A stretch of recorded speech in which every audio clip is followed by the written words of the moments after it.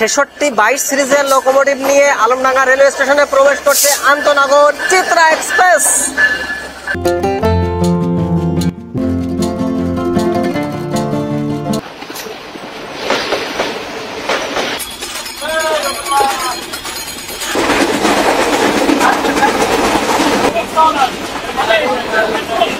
Welcome to Chuadanga railway station.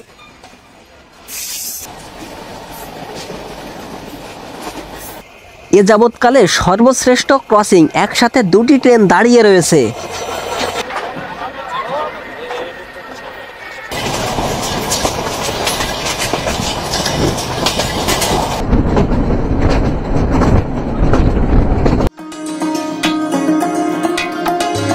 সুদর্শন রঙিন যে ভবনটি দেখতে পাচ্ছেন, এই ভবনটি ব্রিটিশ ভারতের সর্বপ্রথম প্রশাসনিক ভবন। আপনারা জেনে অবাক হবেন, এই ভবনটির বয়স 240 বছর। ব্রিটিশ প্রকৌশলীতে এমনভাবে তৈরি করা, যা এখনো সগৌরবে মাথা উঁচু করে আজও দাঁড়িয়ে আছে। 1757 সালে ব্রিটিশদের আগমনের পর থেকে এদেশের বিভিন্ন অঞ্চল ভাগ করে শাসন কার্য পরিচালনা করতেন ব্রিটিশরা। 1781 সালে ব্রিটিশ ভারতের সর্বপ্রথম জেলা হিসেবে স্বীকৃতি পায় যশোর। ফরিদপুর, পাবনা, খুলনা, নদিয়া ও 24 পরগনা ছিল বৃহত্তর যশোর। 1786 সালে টিলম্যান হেঙ্কেল যশোর কালেক্টরেট প্রতিষ্ঠা করেন। ব্রিটিশ ভারতের সর্বপ্রথম প্রশাসনিক ভবন ছিল যশোরের কালেক্টরেট ভবন। প্রিয় দর্শক, আজ আমরা সুন্দরবন এক্সপ্রেস ট্রেনে যশোর যাব। তারপর আমরা ব্রিটিশদের তৈরি প্রথম প্রশাসনিক ভবন যশোর কালেক্টরেট ঘুরে ঘুরে দেখব।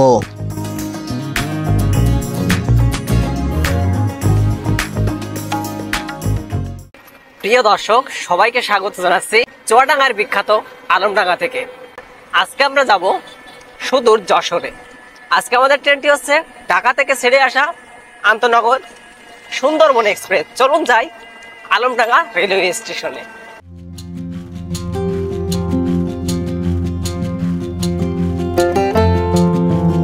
ডান দিকে যে ভবনটি দেখতে পাচ্ছেন, এই ভবনটি আলমডাঙ্গা রেলওয়ে স্টেশনে ব্রিটিশ সময় নির্মিত একটি গুদাম ঘর। বর্তমানে এই ভবনটি ব্যাডমিন্টনের কোর্ট হিসেবে ব্যবহার হচ্ছে। আমরা পৌঁছে গিয়েছি আলমডাঙ্গা বাজারে। এই আলমডাঙ্গা বাজারের পাশেই রয়েছে আলমডাঙ্গা রেলওয়ে স্টেশন।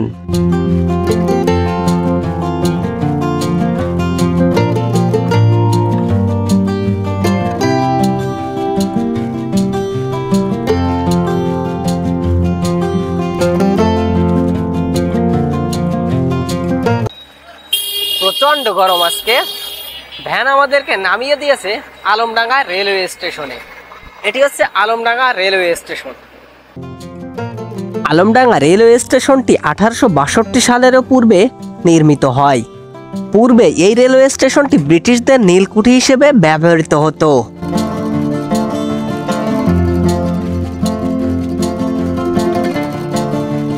ব্রিটিশ সময়ের কারুকার্যমণ্ডিত দ্বিতল এবং এশিয়ার সবচেয়ে উঁচু রেলওয়ে স্টেশনের স্বীকৃতি পায় এই আলমডাঙ্গা রেলওয়ে স্টেশন।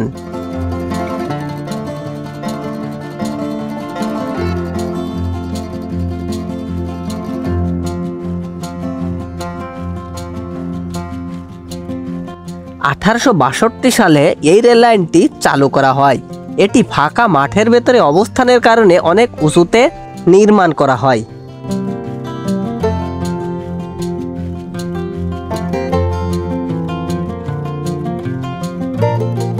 অনেক সময় বসে রয়েছি। এই মুহূর্তে আলমডাঙ্গা রেলওয়ে স্টেশনে একটু ট্রেন আসছে। এটি হচ্ছে মহানন্দা এক্সপ্রেস।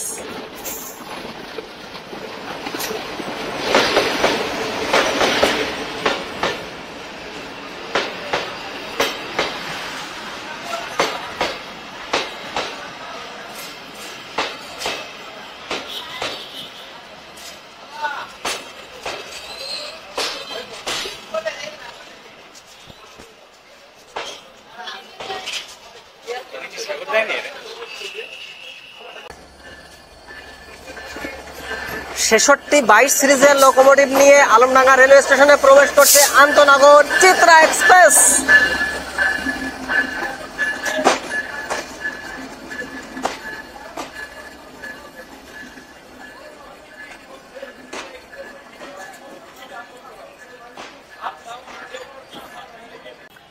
আপনারা যদি এই চিত্রা ট্রেনের ভিডিও দেখতে চান তাহলে অবশ্যই আমাকে কমেন্টে জানাতে পারেন।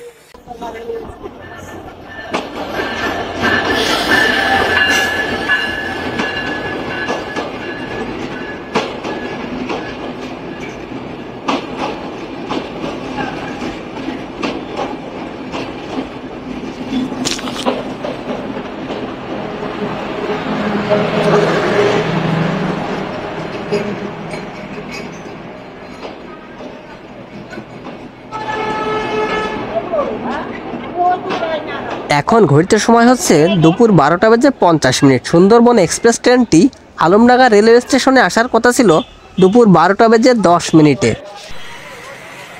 সুন্দরবন এক্সপ্রেস ট্রেনটি পাক্কা 40 মিনিটের একটা বিলম্ব নিয়ে প্রবেশ করেছে আলমডাঙ্গা রেলওয়ে স্টেশনে।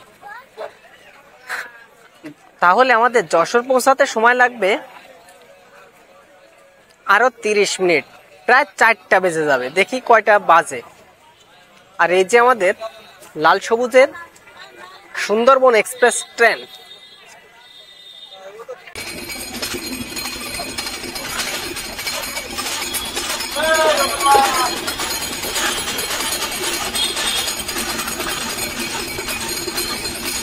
এই মুহূর্তে আমরা ছেড়ে যাচ্ছি আলমডাঙ্গা রেলওয়ে স্টেশন।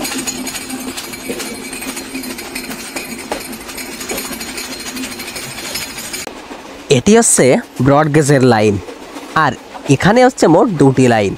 এই লাইনটি চুয়াডাঙ্গা জেলার দর্শনা থেকে আব্দুলপুর জংশন পর্যন্ত বিস্তৃত।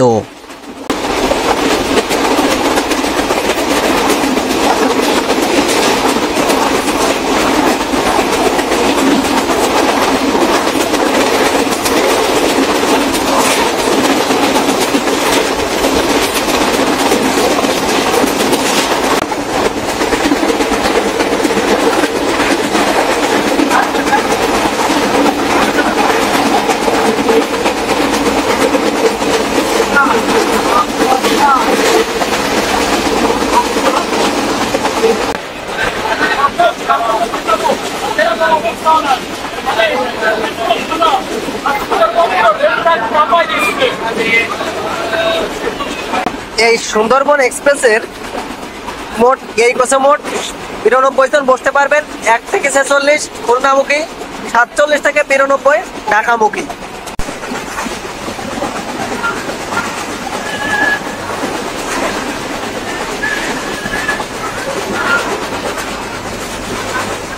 Welcome to Chuadanga railway station. চলে এলাম চুয়াডাঙ্গায়, আর এটি হচ্ছে সুন্দরবন এক্সপ্রেস, যেটি ছেড়ে এসেছে ঢাকা থেকে।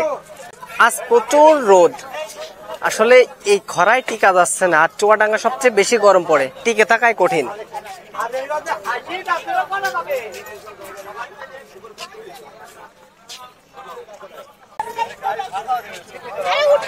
প্রচুর পরিমাণে যাত্রী নেমে যাচ্ছে চুয়াডাঙ্গা রেলওয়ে স্টেশনে। এত সময় পর্যন্ত আমি ছিলাম পেছনের দিকে, এখন আমি যাব আমার কোচে, যেটি হচ্ছে বরগুজ জ। এটি হচ্ছে ঝ, আর এর পরের কোচটি হচ্ছে বরগুজ জ।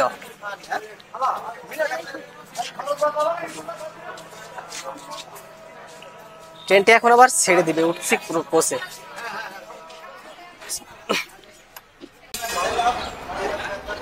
তিন মিনিটের একটা যাত্রা বিরতি দিয়ে সুন্দরবন এক্সপ্রেস ট্রেনটি চুয়াডাঙ্গা জেলার চুয়াডাঙ্গা রেলওয়ে স্টেশন ছেড়ে যাচ্ছে তার গন্তব্য খুলনার উদ্দেশ্যে। এই মুহূর্তে আমরা ডিপার্চার নিচ্ছি চুয়াডাঙ্গা রেলওয়ে স্টেশন।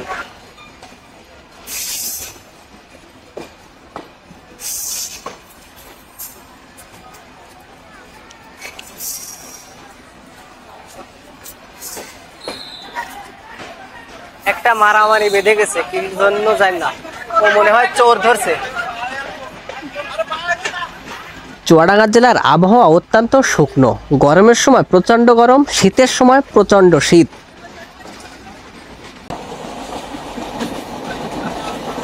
ট্রেনের দরজা থেকে সবুজ সোনার বাংলা দেখতে আসলে অনেক ভালো লাগে। এই সৌন্দর্য আসলে অন্য কোথাও পাওয়া যায় না, বিশেষ করে বর্ষার সময়। বর্ষার সময় খাল বিল পানিতে পরিপূর্ণ থাকে, আর এই সবুজ গাছপালা দেখতে আসলে অনেক ভালো লাগে। তাই অবশ্যই আপনারা বর্ষার সময় ট্রেন ভ্রমণ করবেন।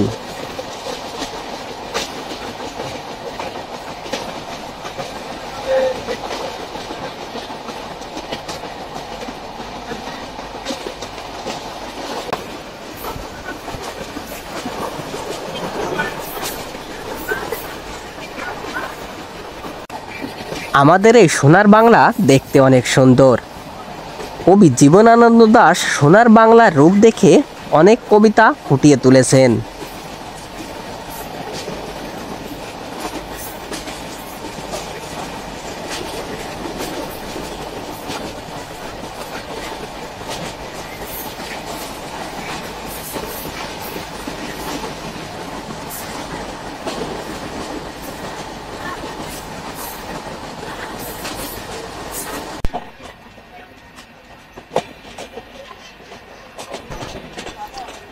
সামনে রয়েছে দর্শনা জংশন। এখান দিয়ে একটি ট্রেন চলাচল করে, যেটি হচ্ছে মৈত্রী এক্সপ্রেস, যেটি হচ্ছে ঢাকা থেকে কলকাতা পর্যন্ত একটি মাত্র ট্রেন চলাচল করে। এটি হচ্ছে দর্শনা জংশন। আমরা ছেড়ে যাচ্ছি দর্শনা জংশন। সামনে রয়েছে দর্শনা বর্ডার।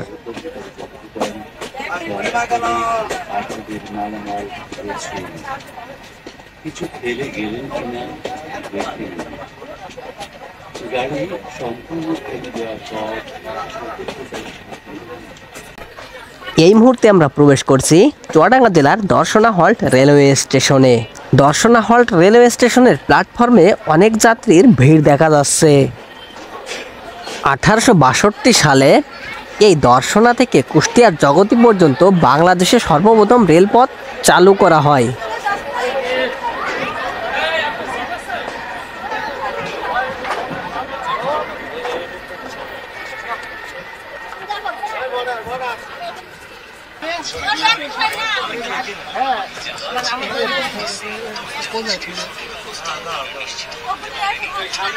এই মুহূর্তে আমরা ছেড়ে যাচ্ছি Chuadanga Darshana halt railway station. Chuadanga জেলায় প্রচুর পরিমাণে শাকসবজি উৎপাদন হয়ে থাকে। এই চুয়াডাঙ্গা জেলায় একটি বিখ্যাত কোম্পানি রয়েছে, যেটি হচ্ছে কেরওয়ান্ড কোম্পানি।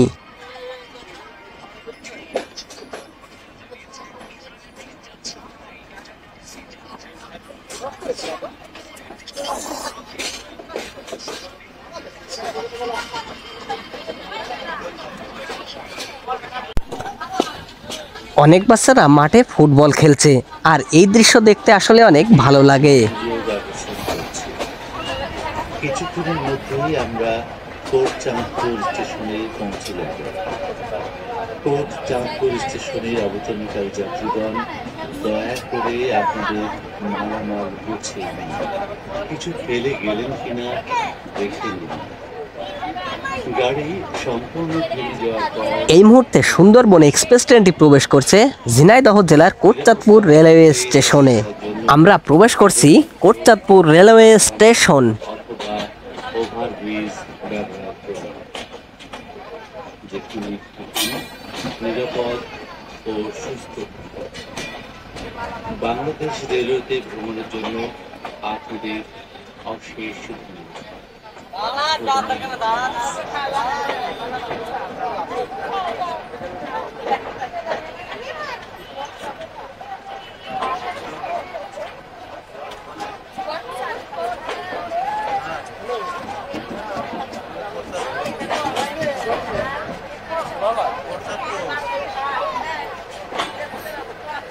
চলে আসলাম কোটচাঁদপুর রেলওয়ে স্টেশন। এটি হচ্ছে ঝিনাইদহ জেলার একটি রেলওয়ে স্টেশন। অল্প কিছু যাত্রী উঠবে কোটচাঁদপুর রেলওয়ে স্টেশন।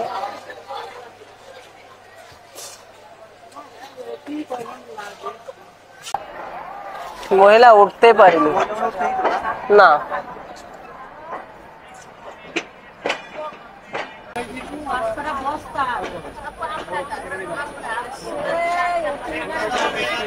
দুই মিনিটের একটা যাত্রা বিরতি দিয়ে কোটচাঁদপুর রেলওয়ে স্টেশন থেকে সুন্দরবন এক্সপ্রেস ট্রেনটি ছেড়ে দিল তার গন্তব্য খুলনার উদ্দেশ্যে।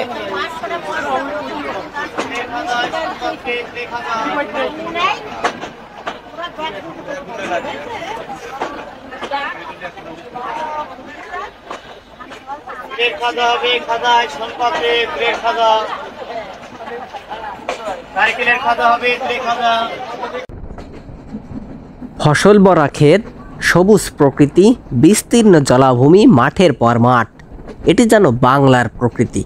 আর এই প্রকৃতি একমাত্র ট্রেন ভ্রমণেই উপভোগ করা যায়। তাই বাংলায় ট্রেনের জনপ্রিয়তা শীর্ষে। আপনারা যতবারই প্রকৃতির এই রূপ দেখবেন ততবারই আপনাদের ভেতরে প্রকৃতির প্রেম জেগে উঠবে।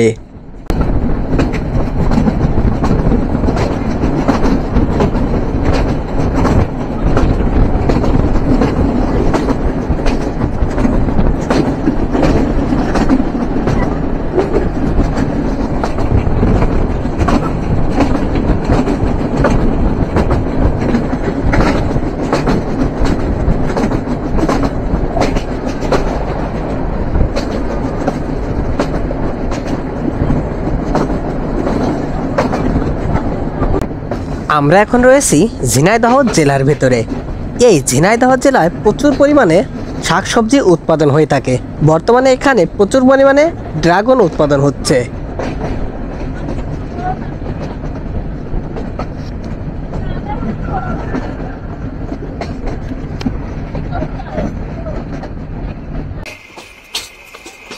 এ যাবৎকালের সর্বশ্রেষ্ঠ টাইমিং বা সেরা থ্রুপাস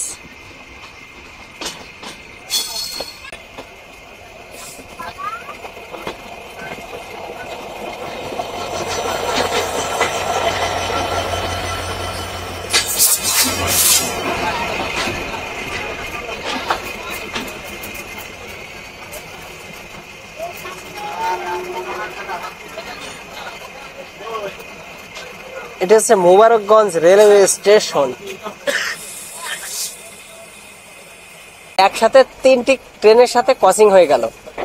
একটি হচ্ছে সুন্দরবন এক্সপ্রেস, একটি বেনাপোল এক্সপ্রেস এবং আরেকটি হচ্ছে Mahananda express. Benapole express already ছেড়ে দিয়েছে আর অপর দিকে রয়েছে মহানন্দা এক্সপ্রেস।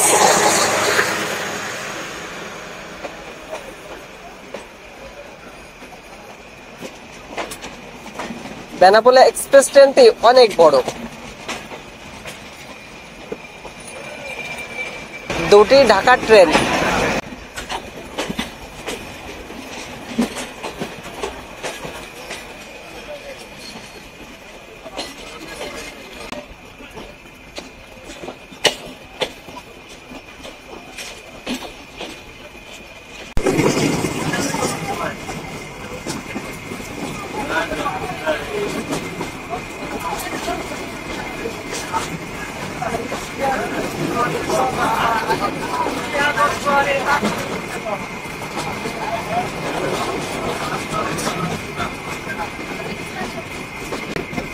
ট্রেনের জানালা থেকে বাইরের সবুজ প্রাকৃতিক দৃশ্য দেখতে আসলে অনেক ভালো লাগে। তাই আপনারা জীবনে একটিবার হলেও ট্রেন ভ্রমণ করবেন, তাহলে আপনারা প্রকৃতির মাঝে হারিয়ে যাবেন।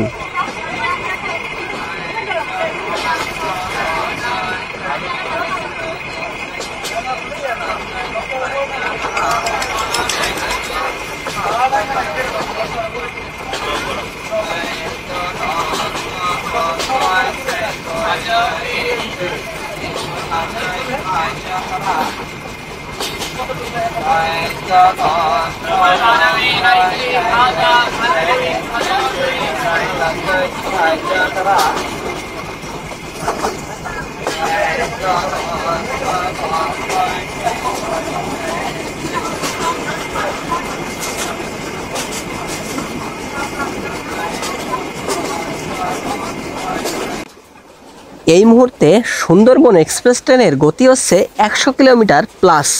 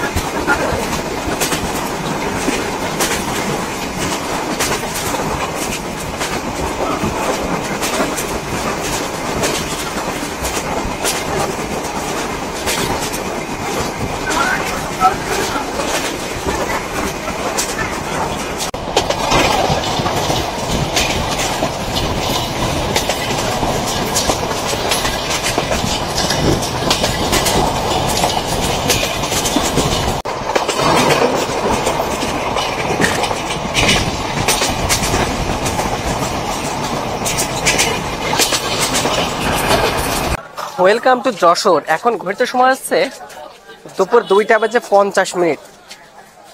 সুন্দরবন এক্সপ্রেস ট্রেনটি প্রবেশ করেছে যশোর রেলওয়ে জংশনে। এই যে দাঁড়িয়ে রয়েছে লাল সবুজের সুন্দরবন এক্সপ্রেস ট্রেন। আজকে হচ্ছে প্রচুর ধুলা। গত এক সপ্তাহ যাবৎ বৃষ্টি ছিল, এই কারণে অতটা ধুলা ছিল না, কিন্তু আজ আমার ধুলা দেখতে পাচ্ছি। আর দেখুন প্রচুর ভিড় হয়েছে যশোর রেলওয়ে জংশনে। যশোর রেলওয়ে জংশনে সুন্দরবন এক্সপ্রেস ট্রেনটির প্রবেশের সময় ছিল দুপুর 2:04। নির্ধারিত সময় হতে 46 মিনিট বিলম্বে যশোর রেলওয়ে জংশনে পৌঁছেছে আজকে সুন্দরবন এক্সপ্রেস ট্রেন। 5 মিনিটের একটা যাত্রা বিরতি দিয়ে সুন্দরবন এক্সপ্রেস ট্রেনটি যশোর রেলওয়ে জংশনের 1 নম্বর প্ল্যাটফর্ম হতে ছেড়ে দিল তার গন্তব্য খুলনার উদ্দেশ্যে। এই মুহূর্তে সুন্দরবন এক্সপ্রেস ট্রেনটি ছেড়ে যাচ্ছে যশোর রেলওয়ে জংশন। আচ্ছা,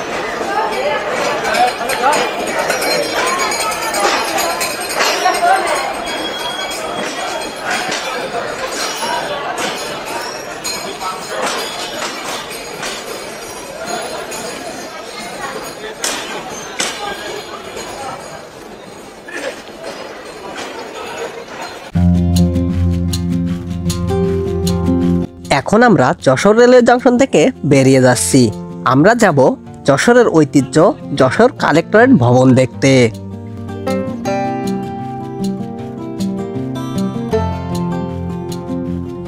1781 সালে যশোর জেলা স্থাপন হয়।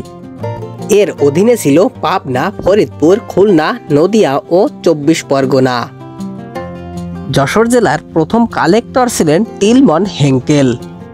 ব্রিটিশ ভারতের সর্বপ্রথম জেলা হচ্ছে আজকের যশোর।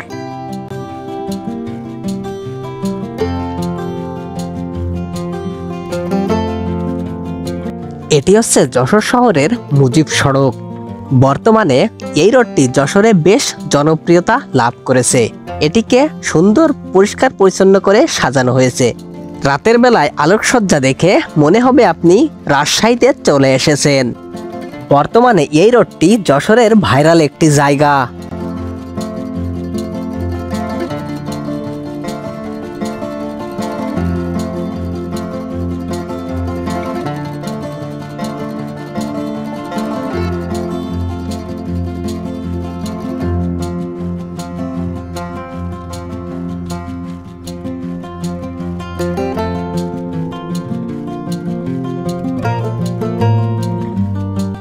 বাম দিকে রয়েছে Jessore circuit house.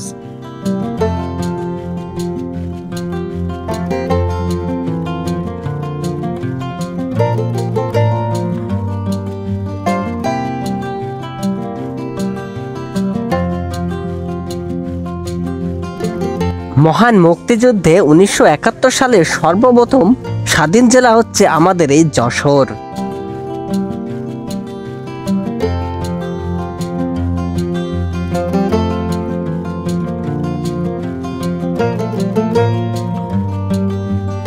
Jessore railway station থেকে অটোওয়ালা মামা এই জসকোট মোড়ে আমাকে নামিয়ে দিয়েছে।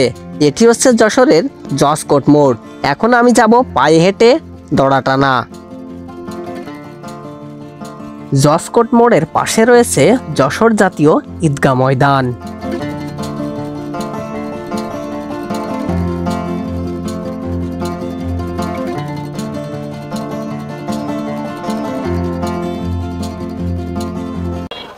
জসকোট মোড় বা আইনজীবী মোড়ে নামিয়ে দেওয়ার পর যাচ্ছি পায়ে হেঁটে।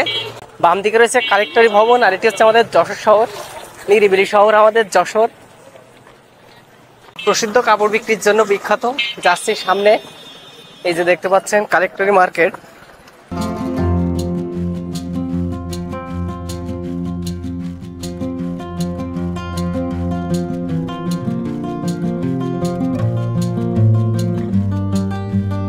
আমরা হাঁটতে হাঁটতে চলে এসেছি যশোরের বিখ্যাত দড়াটানা মোড়ে। এই দড়াটানের মোড়ে রয়েছে ভৈরব নদী, আর এই ভৈরব নদীর পাড়ে রয়েছে যশোরের বিখ্যাত কালেক্টরেট ভবন।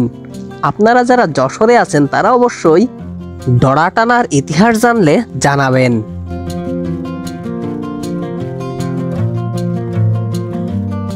এটি হচ্ছে যশোরের বিখ্যাত প্যারিস রোড।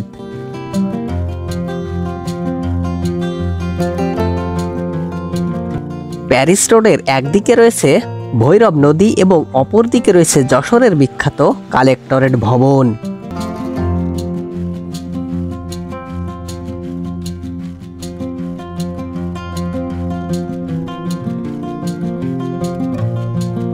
হাঁটতে হাঁটতে চলে এলাম যশোরের ঐতিহ্য কালেক্টরেট ভবনের সামনে। আমরা প্রবেশ করছি যশোরের ঐতিহ্য কালেক্টরেট ভবনের ভেতরে। দূর থেকে ব্রিটিশদের তৈরি যশোর কালেক্টরেট ভবনের সৌন্দর্যটা দেখতে আসলে অনেক ভালো লাগছে।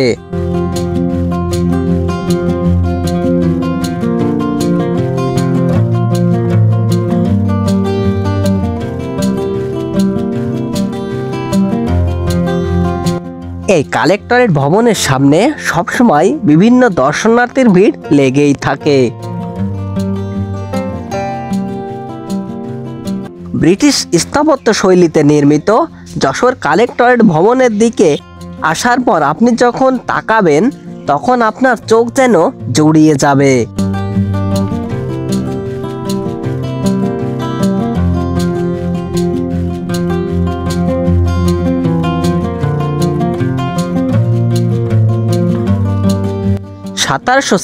সালে টিলম্যান হেঙ্কেলের হাত ধরে যশোর কালেক্টরেট ভবনটি নির্মাণ করা হয়।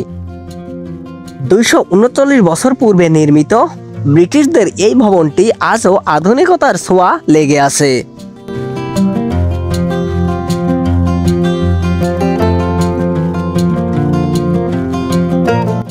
এখন আমরা রয়েছি যশোর কালেক্টরেট ভবনের বারান্দায়। দেখতে পাচ্ছেন কিছু দরজার দৃশ্য। এই দরজাগুলো এত সূক্ষ্মভাবে তৈরি করা হয়েছে যেটি এখনো বিদ্যমান।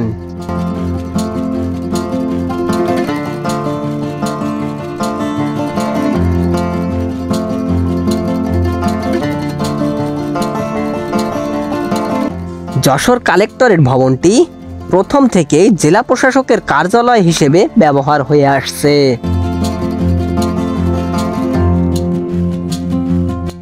এই যশোর কালেক্টরেট ভবনে ব্রিটিশদের সাথে এদেশে বাঙালির কত যে স্মৃতি রয়েছে তা আসলে ইতিহাসে বিরল।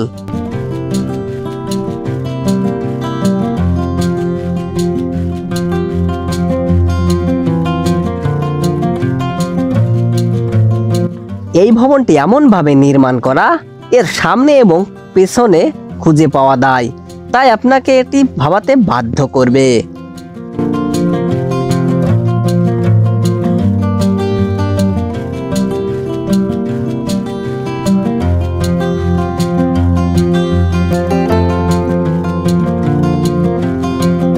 এই যশোর কালেক্টরেট ভবনটি এমনভাবে নির্মাণ করা আপনি যেদিকেই তাকাবেন সেদিকেই এটির সৌন্দর্য দেখলে মুগ্ধ হতে বাধ্য।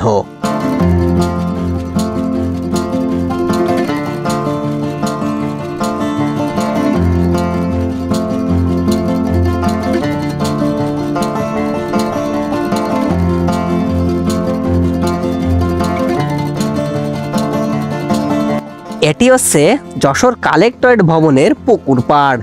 এই পুকুর পাড়ে স্বাধীন যশোর জেলার মানচিত্র তৈরি করা হয়েছে। এখানে পানির ফোয়ারা এবং রাতের আলোকসজ্জা করা হয়েছে, যা রাতের সৌন্দর্য আরো কয়েক গুণ বাড়িয়ে দিয়েছে।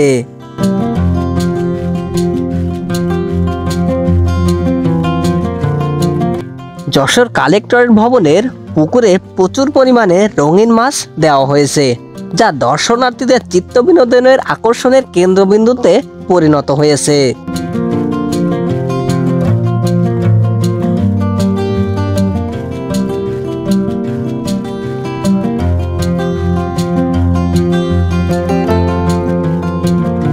প্রিয় দর্শক, এই ছিল আজকের ভিডিও। আমার এই ভিডিও যদি আপনাদের ভালো লেগে থাকে তাহলে অবশ্যই লাইক, কমেন্ট, শেয়ার এবং সাবস্ক্রাইব করে পাশে থাকা বেল আইকনটি বাজিয়ে দিন। আজকের এই ভিডিওটি যশোর কালেক্টর ভবন থেকে শেষ করছি। দেখা হবে পরবর্তী নতুন ভিডিওতে। বিদায়।